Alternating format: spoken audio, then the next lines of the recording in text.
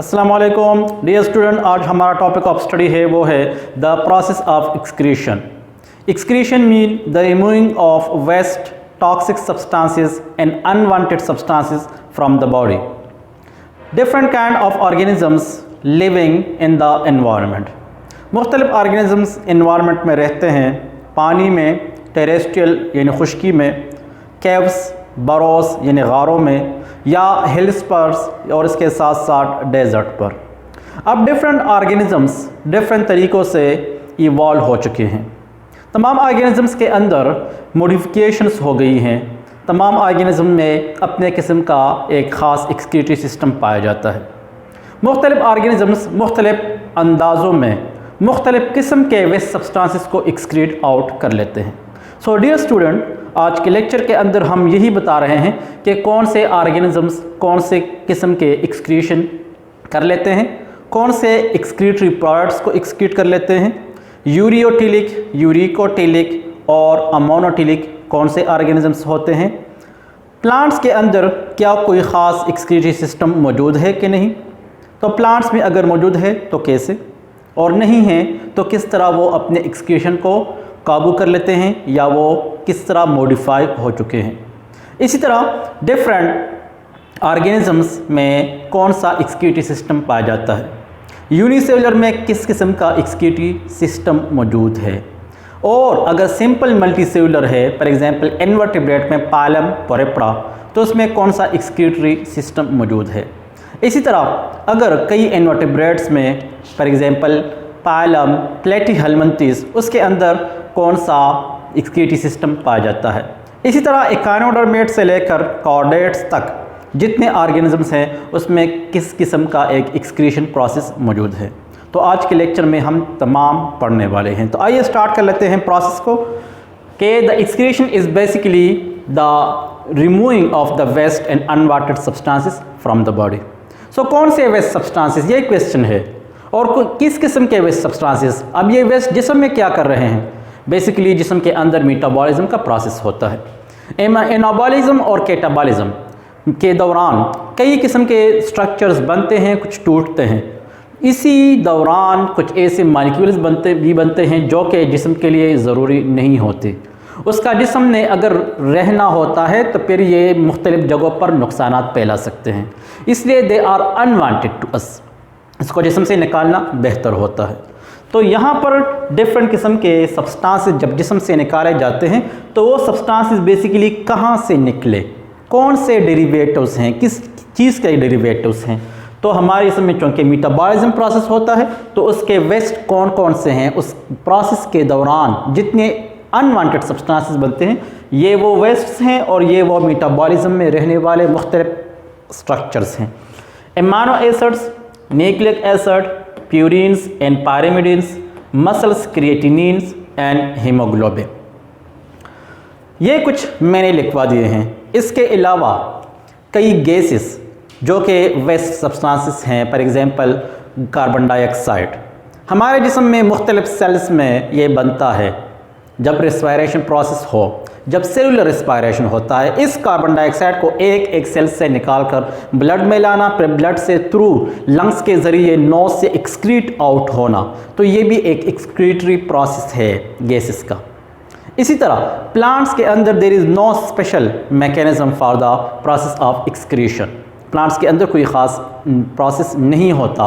Plants में gases excrete होते हैं, फॉर एग्जांपल ऑक्सीजन, या इसी तरह प्लांट्स में वेपर्स की शक्ल में ट्रांसपायरेशन प्रोसेस होता है, ये भी एक एक्सक्रीटरी अमल होता है। प्लांट्स में guttation, the exuding of the waste sap from the aerial parts from the from the stem barks of different kind of the trees is called as the guttation process. इसी तरह plants के अंदर जो है वो transpiration, respiration ये process मौजूद है, और कुछ प्लांट्स अपने क्यूटिकल और लेंटिकल के ज़रिए ये वेस्ट्स को निकाल सकते हैं। बाकी प्लांट्स के अंदर कोई ख़ास मैकेनिज़्म नहीं होता। प्लांट्स में एक्सक्रीटरी प्रोडक्ट्स कौन कौन से हैं, ये यही गैसेस हो गए, या फॉर एग्जांपल ऑक्सीजन, और उसी तरह ये मुख्तलिफ लेटेक्स हो गए, रीजन्स हो गए, गम्स हुए, कुछ म्यूसिलेजिनस सब्सटेंसेस हैं वो एक्सक्रीट आउट कर लेते हैं। लेकिन ये जो एक्सक्रीशन है basically these are useful not only for the plant, they are also useful for humans as well as for other different organisms. तो प्लांट के वेस्ट बेसिकली इंपॉर्टेंट भी है।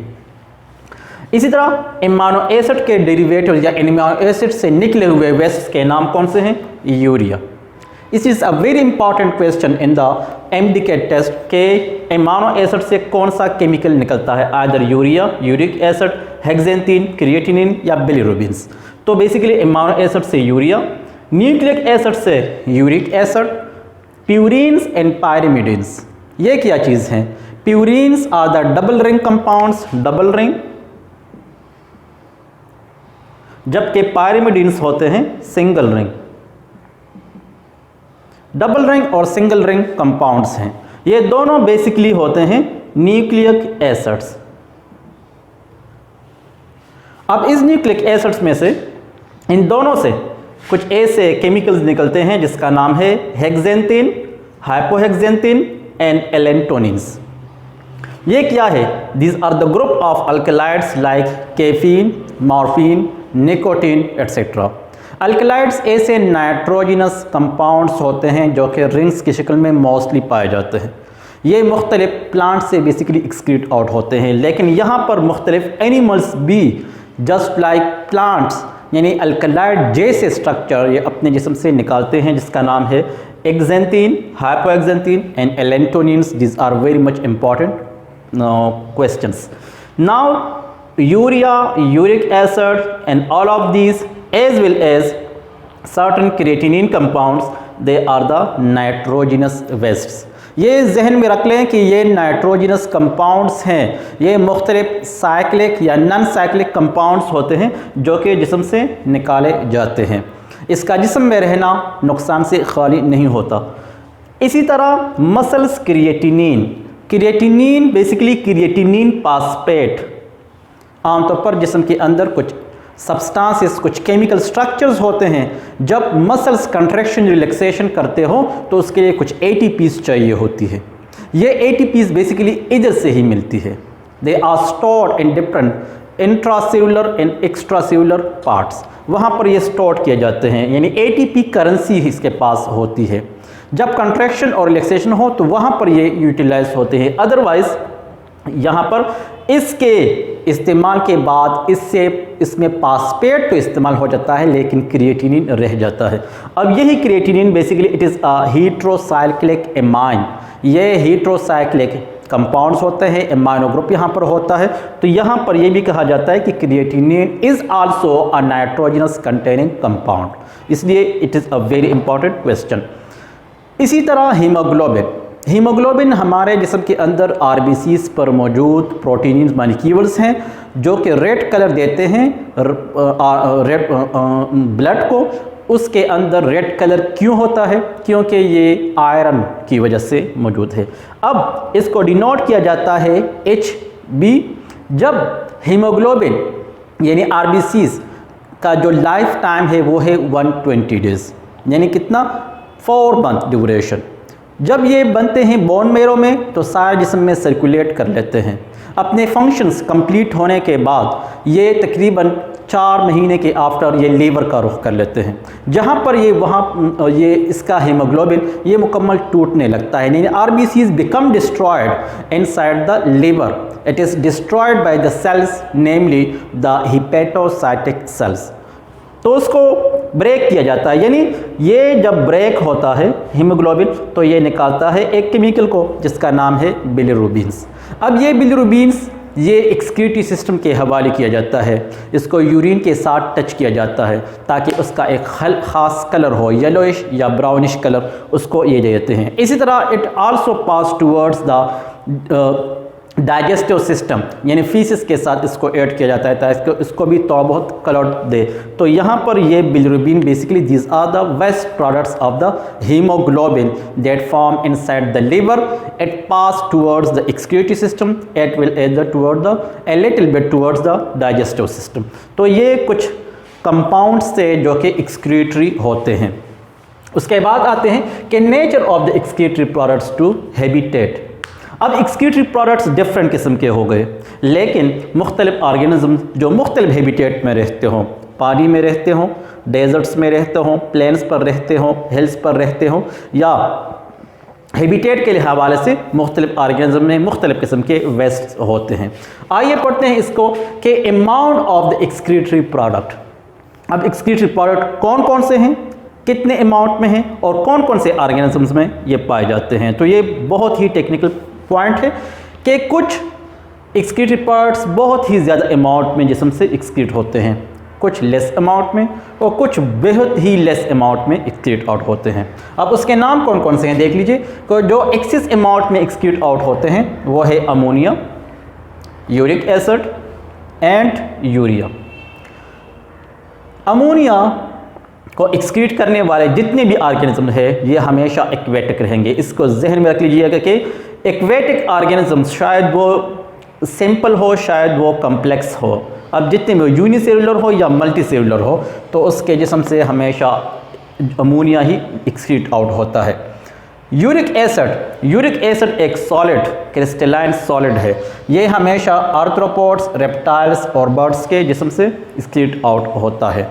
अब आर्थ्रोपोड से मुराद है इंसेक्ट्स, जितने भी इंसेक्ट्स हैं ये तमाम तकरीबन ये यूरिक एसिड को एक्सक्रीट आउट कर लेते हैं। रेप्टाइल्स यानी स्नैक्स हुए, क्रोकोडाइल हुआ, उसके जिस्म से ये यूरिक एसिड निकलता है। बर्ड्स जितने भी हैं तमाम ये एक्सक्रीट आउट कर लेते हैं ये यूरिक एसिड को। इसी तरह स्नेल्स जो कि पाइलम मोलस्का से बिलोंग करने वाला ऑर्गेनिज्म है तो ये भी ये अमोनिया को एक्सक्रीट आउट कर लेते हैं। इसी तरह देख लीजिए रेप्टाइल्स और बर्ड्स ये दोनों वर्टेब्रेट्स हैं, जबकि आर्थ्रोपोड्स और स्नेल्स ये दोनों इनवर्टेब्रेट्स हैं। तो इसलिए ये टेक्निकल पॉइंट यहाँ पर जहन में रख लें कि ये ऑर्गेनिज्म यूरिक एसिड को एक्सक्रीट आउट कर लेते हैं। इसी तरह यूरिया देख लीजिए। यूरिया ये एक लेस टॉक्सिक सब्सटेंस है या केमिकल है देन अमोनिया। अमोनिया से कम टॉक्सिक होता है, लेकिन टेरेस्ट्रियल ऑर्गेनिज्म जितने भी होते हैं मोस्टली स्पेशली या mostly humans as well as all kinds of mammals they excrete the urea. उसके साथ जो लेस अमाउंट में एक्सक्रीट होता है वो है द क्रिएटिनिन, लेकिन क्रिएटिनिन से ज़्यादा यानी बहुत कम अमाउंट में, जो क्रिएटिनिन में तकरीबन मिडिल में आ गया। अब इससे भी कम अमाउंट में जो एक्सक्रीट आउट होने वाले सब्सटेंसेस हैं वो है हेक्सेंथीन, हाइपोहेक्सेंथीन एंड एलेंटोनिन्स, जो कि ना होने के काबिल है, लेकिन फिर भी जिस्म से चौंके निकलते हैं, एक्सक्रीट होते हैं, इसलिए इसका पढ़ना लाजिमी होता है। तो अब ये दोनों किस्म के जो सब्सटेंसेस हैं मोस्टली ये मुख्तलिफ एक्वेटिक ऑर्गेनिजम्स या टेरेस्ट्रियल में रहने वाले डिफरेंट ऑर्गेनिजम्स। क्रिएटिनिन तो आमतौर पर मस्ल से ही निकलता है, उसको फिर एक्सक्रीटरी सिस्टम के साथ उसके साथ जो है उसको हवाले किया जाता है, लेकिन एक्वेटिक ऑर्गेनिज्म में प्रोबेबली ज़्यादा ये एक्सक्रीट आउट होता है। तो यहाँ पर ये है कि ये mostly aquatic organisms plus terrestrial organisms में ये एक्सक्रीट आउट होता है।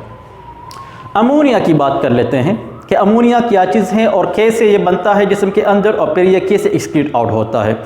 तो ज़रा कैरेक्टरिस्टिक में देख लें कि अमोनिया NH3 इसका फॉर्मूला है, और उसके साथ जो ऑर्गेनिजम्स अमोनिया को रिलीज़ करते हैं वो है अमोनोटेलिक। वो ऑर्गेनिजम्स कौन कौन से हैं? वो है एक्वेटिक ऑर्गेनिजम्स। अब एक्वेटिक ऑर्गेनिज्म में से मुख्तलिफ प्रोटोजोन्स हुए। प्रोटोजोन से मुराद यूनिसेलुलर ऑर्गेनिजम्स, यूनिसेलुलर।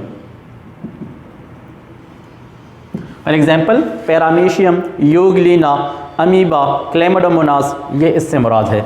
इसी तरह बोनी फिशेस या डिफरेंट अदर फिशेस। इसी तरह earthworm, phylum annelida, phylum annelida से बिलोंग करने वाला एक इनवर्टिब्रेट अर्थवर्म जो कि आमतौर पर अमोनिया को रिलीज़ करता है। तो कैसे रिलीज़ करता है? इन तमाम के जिस्म के अंदर डिफरेंट काइंड ऑफ स्ट्रक्चर्स हैं। For example unicellular organism through general body surface by the process of diffusion, osmosis and active transport. Amoeba, paramecium and euglena, इसके अंदर कोई ख़ास सिस्टम नहीं होता बल्कि डिफ्यूजन और ऑस्मोसिस प्रोसेस को यूटिलाइज करते हैं। इसी तरह फिशेस के अंदर मैकेनिज्म है जिसकी वजह से ये अमोनिया को एक्सक्रीट कर लेते हैं। लेकिन अर्थवर्म के अंदर एक ख़ास जगह है जिसका नाम है नेप्रिडिया। Nepridia. So through nepridia they excrete out the ammonia from the body. How ammonia formed? ये क्वेश्चन एराइज होता है कि यकीनन एक्सक्रीशन तो इसकी होगी, लेकिन कैसे बनता है? नॉर्मली हम खुराकें खाते हैं या ये ऑर्गेनिज्म खुराकें खाते हैं in the form of proteins. अब प्रोटीन्स मुश्तमिल होते हैं इमानो एसिड्स पर। इमानो एसिड क्या चीज़ है? एक कार्बन जिसके साथ हाइड्रोजन और carboxylic acid group and ammonia होता है। आर्क वेरिएबल है जिसकी वजह से इसके कई फॉर्म्स होते हैं, लेकिन अगर इससे ये अमोनिया निकाला जाता है, ये ग्रुप निकाला जाता है, तो it will form the ammonia. अब अगर ये अमोनिया जिस्म में इसके रहता है इधर इधर इधर, तो ये यहाँ पर नुकसानात पहुँचा सकता है, because it is highly toxic. ये बहुत टॉक्सिक है डिफरेंट केमिकल्स के लिए, उसके साथ रिएक्शन कर लेता है ताकि एक पॉइजनस शक्ल इख्तियार कर ले, तो यकीनन ये जिस्म के लिए नुकसानदेह है। It is highly soluble in water. अगर पानी में रहता है तो हाईली डिज़ोल्व हो जाता है, फिर इसको काबू करना मुश्किल होता है। लेकिन अगर पानी में देखा जाए तो इसका 1 ग्राम इन 500 ml ऑफ वाटर में ये काफ़ी है। तकरीबन ½ लीटर पानी में इसका 1 ग्राम ये डिज़ोल्व कम्प्लीटली होता है। फिर उसके बाद जो है ये जो ऑर्गेनिज्म है, now it is called as the ammonotelic. तो ये ऑर्गेनिज्म बेसिकली उसके अंदर यही मॉडिफिकेशन हो गई है स्ट्रक्चरली और फंक्शनली यानी फिजियोलॉजिकली, जो कि वो अमोनिया को जिस्म से एक्सक्रीट आउट कर सके। ये यूरिया को या यूरिन को और या यूरिक एसिड को एक्सक्रीट नहीं कर सकते, ना इसके अंदर कोई ऐसा निज़ाम है कि जिसमें से अमोनिया से यूरिया या यूरिक एसिड बने। अब यूरिक एसिड क्या चीज़ है और इसके ऑर्गेनिजम्स कौन कौन से हैं? यूरिक एसिड बेसिकली एक डबल रिंग कंपाउंड है जिसमें एक रिंग में मौजूद हैं 6 कॉर्नर्स, जबकि दूसरे रिंग में मौजूद है 5 corners, just like purines. Purines nucleic acid के ऐसे फॉर्म होते हैं, फॉर एग्जांपल एडेनिन और गुआनिन, जिसके अंदर डबल रिंग मॉलिक्यूल मौजूद है। अब एक नोट में आपको बताता चलूँ जो बहुत इंपॉर्टेंट है कि ammonia is less available water converted into uric acid, कि जब वाटर की कमी होती है तब अमोनिया को यूरिक एसिड में कन्वर्ट किया जाता है। अब वाटर की कमी कौन से ऑर्गेनिज्म में होती है और क्यों होती है? अब ये ऑर्गेनिज्म है for example reptiles, birds, arthropods and snails. चूँकि बर्ड्स बेसिकली ये एरियल मोड ऑफ लाइफ रखते हैं, हवा में मोस्टली होते हैं। आर्थ्रोपोड्स हशरात हैं, पानी को बहुत कम पीते हैं लेकिन फिर भी थोड़ा बहुत चाहिए होता है। स्नेल्स ये भी एक्वेटिक है लेकिन फिर भी इसके जिस्म के अंदर पानी को कंजर्व किया जाता है, और दूसरी बात यह है कि ये ज़्यादा से ज़्यादा क्रिस्टलाइन फॉर्म में ये यूरिक एसिड को एक्सक्रीट करता है। रेप्टाइल्स ज़्यादातर स्नैक्स होते हैं और क्रोकोडाइल्स होते हैं, लेकिन इसका भी ज़्यादा ताल्लुक़ पानी के साथ होता है, फिर भी ये अपने जिस्म में पानी को कंजर्व कर लेते हैं और ये क्रिस्टलाइन फॉर्म में ये यूरिक एसिड को निकालते हैं। अब यूरिक एसिड क्या है? यूरिक एसिड के ऑर्गेनिज्म जो कि ऐसे ऑर्गेनिज्म जो यूरिक एसिड को जिस्म से निकालते हो, they are called as the uricotelic. ये यूरिकोटेलिक कहलाते हैं। अब ये सबसे कम टॉक्सिक सब्सटेंसेस हैं, सबसे कम तरीन toxic substances, they are very much less toxic than that of the ammonia as well as the urea. इसके यानी 1 ml ऑफ वाटर के अंदर 1 ग्राम ऑफ अमोनिया चाहिए होता है। यानी अगर 1 ml वाटर जिस्म से रिलीज होता है तो उसके साथ 1 gram of the uric acid भी निकलता है, तो यकीनन बहुत ही सॉलिड फॉर्म में ये जिस्म से निकलता है। तो ये ऐसे ऑर्गेनिज्म जो कि basically different modifications in their structure in their physiology वो रखते हों। तो ऐसे ऑर्गेनिज्म फॉर एग्जांपल अगर मैं बात कर लूँ आर्थ्रोपोड्स की, तो आर्थ्रोपोड्स के अंदर पाए जाते हैं मल्पीजियन ट्यूब्यूल्स। मल्पीजियन ट्यूब्यूल्स उसके फॉरगट, मिडगट और हाइंड गट, ये 3 पार्ट्स होते हैं एलिमेंट्री कैनाल के। तो जो लास्ट पार्ट होता है वहाँ पर पेयर्स की शक्ल में मल्पीजियन ट्यूब्यूल्स पाए जाते हैं, और वो तमाम जिस्म से वेस्ट को इकट्ठा करते हैं, फिर उसको जिस्म से पोर्स के ज़रिए एक्सक्रीट आउट कर लेते हैं। तो बेसिकली ये इसी white crystalline form of the uric acid को ये निकालते हैं। इसी तरह बर्ड्स के अंदर भी यही, और लेकिन बर्ड्स के अंदर अपने स्ट्रक्चर्स, रेप्टाइल्स के अंदर अपने और स्नेल्स में अपने स्ट्रक्चर्स होते हैं, जबकि मल्पीजियन ट्यूब्यूल सिर्फ और सिर्फ ये पाए जाते हैं आर्थ्रोपोड्स के अंदर। तो जिस तरह इसके अंदर अपना एक खास मैकेनिज्म है, इसी तरह बाकी के अंदर भी अपने ही प्रॉपर स्ट्रक्चर्स पाए जाते हैं। इसी तरह यूरिया क्या चीज़ है? यूरिया बेसिकली कार्बन के साथ जब ऑक्सीजन और दो मॉलिक्यूल्स होते हैं अमोनिया के, ये मिले तो एक यूरिया का मॉलिक्यूल बनता है। यूरिया मुख्तलिफ ऑर्गेनिज्म में होता है, मेटाबॉलिकली बनता है, लेकिन यूरिया का एक प्रॉपरली एक साइकिल होता है जिसको यूरिया साइकिल कहा जाता है, और इसको बनाया जाता है अमोनिया के। जब अमोनिया बने तो दो अमोनिया कार्बन के साथ in the presence of oxygen मिलता है, तो ये बनाता है एक यूरिया का molecule by the urea cycle. इसी तरह कौन कौन से ऑर्गेनिज्म हैं जो कि यूरिया को एक्सक्रीट कर लेते हैं? जितने हाईली इवॉल्व ऑर्गेनिज्म है, जितने हाईली डेवलप्ड ऑर्गेनिज्म है, वो यकीनन इसको एक्सक्रीट आउट कर लेंगे। जो यूरिया को निकालते हैं उसको यूरियोटेलिक कहा जाता है, और it is less toxic than ammonia. Ammonia के बाद जो दूसरा टॉक्सिक सब्सटेंस है वो है द यूरिया, और जो यूरिया के बाद तीसरा टॉक्सिक सब्सटेंस है वो है यूरिक एसिड।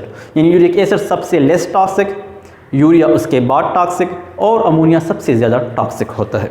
यहाँ पर 550 ml ऑफ वाटर में तकरीबन 1 ग्राम ऑफ द यूरिया ये जिस्म से निकलता है। अब कौन से ऑर्गेनिज्म हैं जो कि इसको एक्सक्रीट आउट कर लेते हैं? फॉर एग्जांपल ह्यूमंस हैं और मैमल्स हैं। अब यहाँ पर बताता चलूँ कि इसके अंदर किडनी पाए जाते हैं, 2 किडनी जो वर्टेब्रल कॉलम के लास्ट पार्ट में लेफ्ट और राइट साइड पर मौजूद है।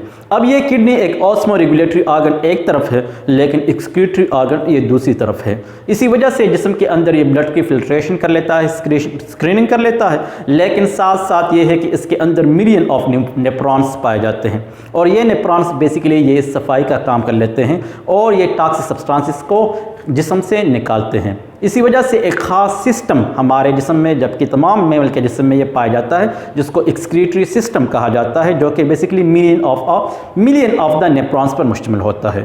किडनी एक हो या 2, अगर एक भी हो तो भी प्रॉपरली फंक्शन कर सकता है, लेकिन अगर 2 है तो यकीनन आपके जिस्म में एक develop kind of the excretory system मौजूद है। तो डियर स्टूडेंट्स, आज के लेक्चर के अंदर हमने डिफरेंट ऑर्गेनिजम्स पढ़ लिए कि उसमें से एक्सक्रीशन का निज़ाम कैसे होता है।